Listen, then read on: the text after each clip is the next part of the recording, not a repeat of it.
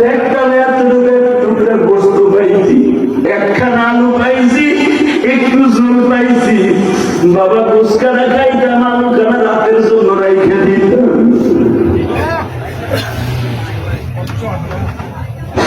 আজকে ইলিয়াসুর রহমান জিহাদিকে 3 প্রকার গোশ দিছে এই মাদ্রাসার প্রিন্সিপাল খাইতে, এক টুকরা গোশও খাই নাই বাবা।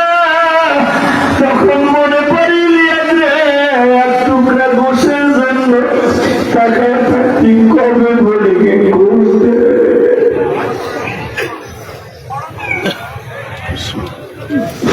আর আজকে তোরে কত দামি দামি খাবার খাবার বিমানে চড়াইয়া মাহফিলে আনি নিয়া,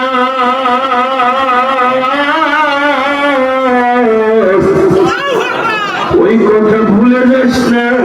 ওই বাল্যকালের কথা ভুলে গেলে আমি আল্লাহরেও ভুলে যাবি। কেন নাই রে তোমায় বাজান বাসা, কেমনে থাকবা ওই খবর পড়িয়া মৌলা তুমি একা ছেড়ে দিও না।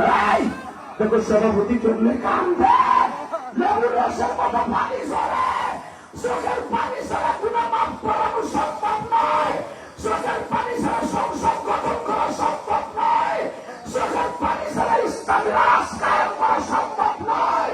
কিন্তু তোমার অবস্থা বাংলার শরীরে আলেম বিরোধী, আল্লাহ বিরোধী, নবী বিরোধী, মাদ্রাসা বিরোধী যেই নাস্তিক থাকবে তোর কল্লা উড়াই দিব, কল্লা উড়াই দিব।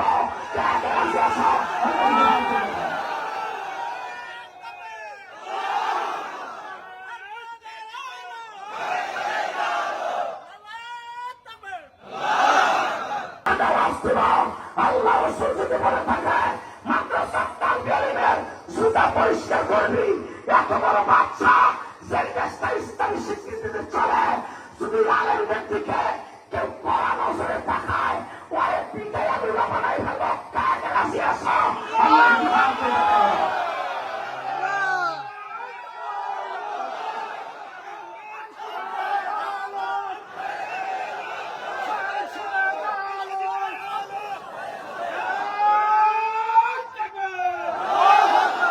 আল্লাহ তাকায় দেখো, আল্লাহ তাকায় দেখো। আজকে 25 অক্টোবর এই মাদ্রাসার বহু দামিন তাকবীর দিয়েছে। আল্লাহ মাদ্রাসাকে কবুল করো। 25 অক্টোবরকে সভাপতি সাহেবের চোখে পানি দেখেছি। আল্লাহ আমার কলিজার টুকরা ইসলামী আন্দোলন, ছাত্রী শিবিরের ভাইরা ইসলামী আন্দোলন নিবেদিত প্রাণ দেওয়ার জন্য আলেমুল আমার পক্ষে প্রস্তুত হয়ে বসে আছেন। ইসলামের বিরুদ্ধে কোরআনের